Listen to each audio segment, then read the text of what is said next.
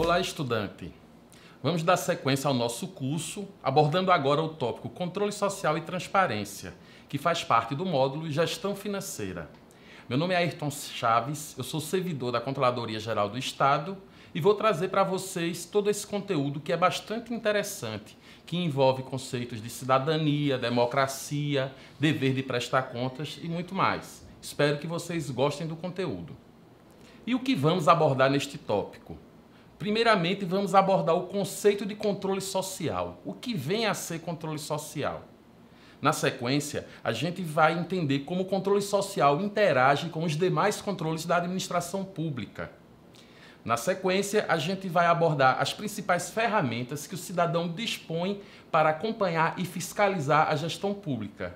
E, por fim, a gente vai abordar experiências recentes no Brasil a respeito de controle social. Bom, para abordar controle social, é interessante que a gente entenda primeiro o conceito de democracia. Democracia é uma palavra grega que significa poder do povo. Demos significa povo, kratos, poder.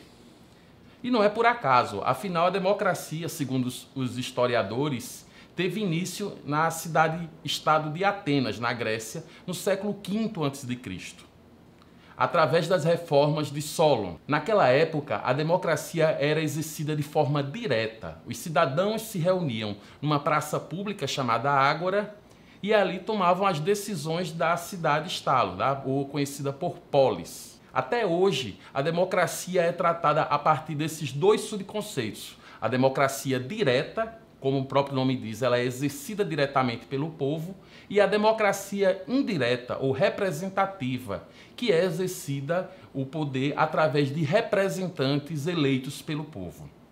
Por que foi importante a gente tratar inicialmente de democracia para depois abordar o conceito de controle social? Por uma razão muito simples, é impossível haver controle social sem democracia.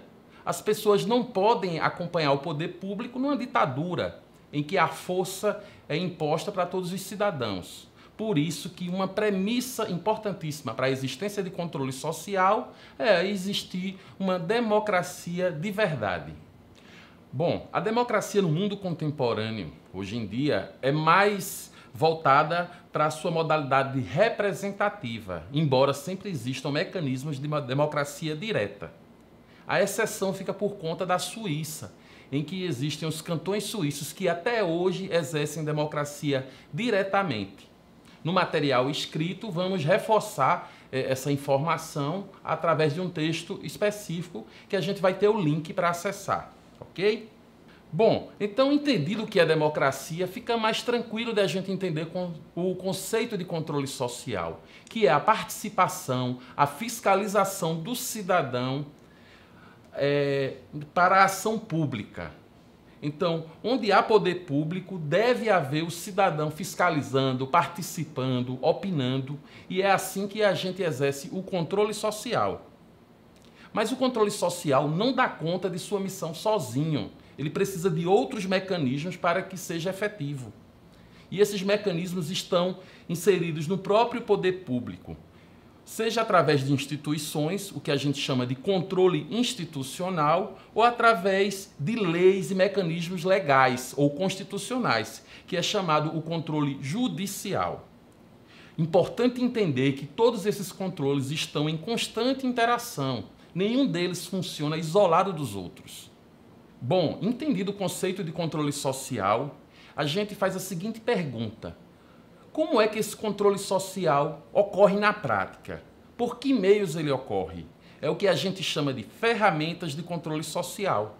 E a primeira e mais conhecida delas é o voto.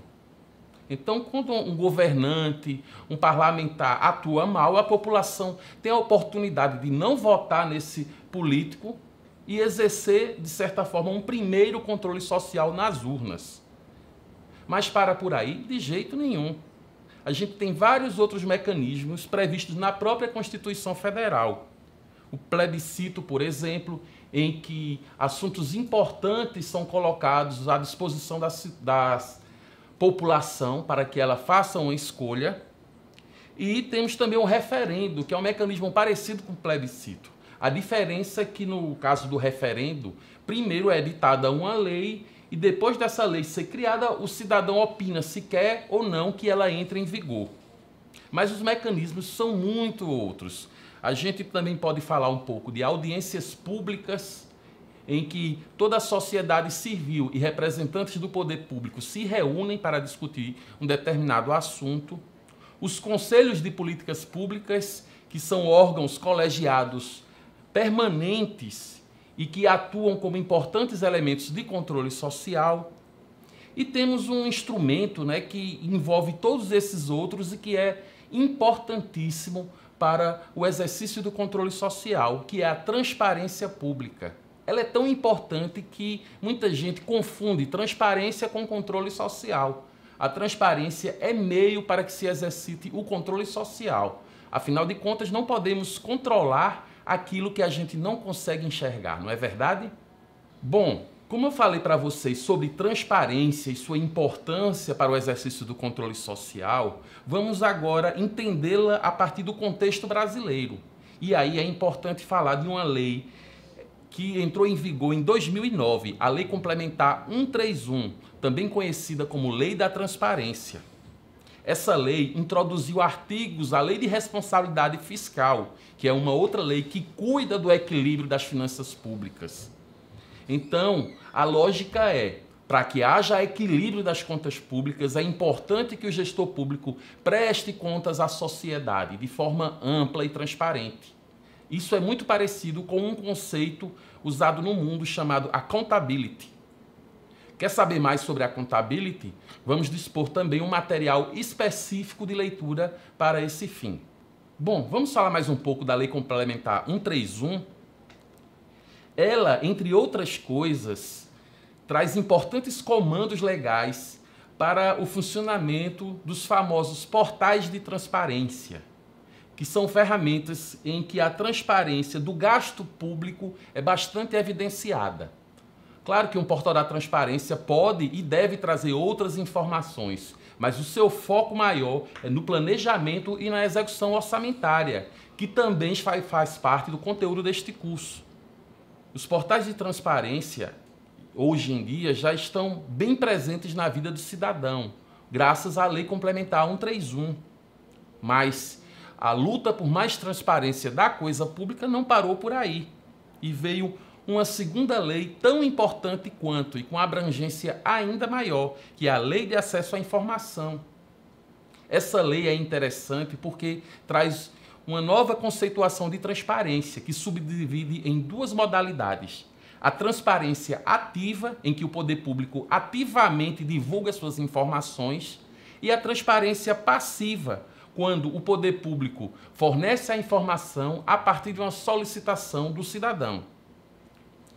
Na transparência ativa, a gente tem, além daquelas informações orçamentárias comuns aos portais de transparência, uma série de outras informações consideradas indispensáveis pela Lei de Acesso à Informação. Informações sobre o órgão, ministérios, secretarias, seu pessoal, convênios, contratos, prestações de contas, auditorias, enfim, um rol que a própria lei veiculou para que o poder público se obrigasse a divulgar um conjunto mínimo de informações numa seção específica na internet. E o que acontece quando o cidadão não encontra a informação que ele procura? Ele vai utilizar um outro recurso do controle social, que é a transparência passiva. Então, no caso, ele vai fazer um pedido de acesso à informação. A Lei de Acesso à Informação garante um prazo máximo de 20 dias, prorrogáveis por mais 10 dias, para que a informação seja provida ao cidadão. A exceção é quando se trata de uma informação sigilosa, em que sua divulgação possa ameaçar a segurança da sociedade e do Estado.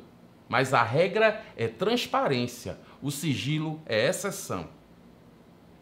As ouvidorias públicas, por sua vez, exercem um papel importantíssimo para a promoção da transparência passiva. No caso de Pernambuco, por exemplo, do governo estadual, o papel de serviço de informação ao cidadão é exercido pela própria Ouvidoria Geral do Estado e sua rede de ouvidorias. vale a pena conhecer um pouco melhor esse trabalho que a gente também disponibiliza no nosso material escrito. Bom, a gente entendeu até agora o que significa controle social, de onde surgiu, né, sua evolução histórica e que a gente detalha no material impresso. E a gente agora vai falar um pouco desse controle social exercido na prática, né? Vou dar a você alguns exemplos de práticas de controle social que a gente verifica no Brasil.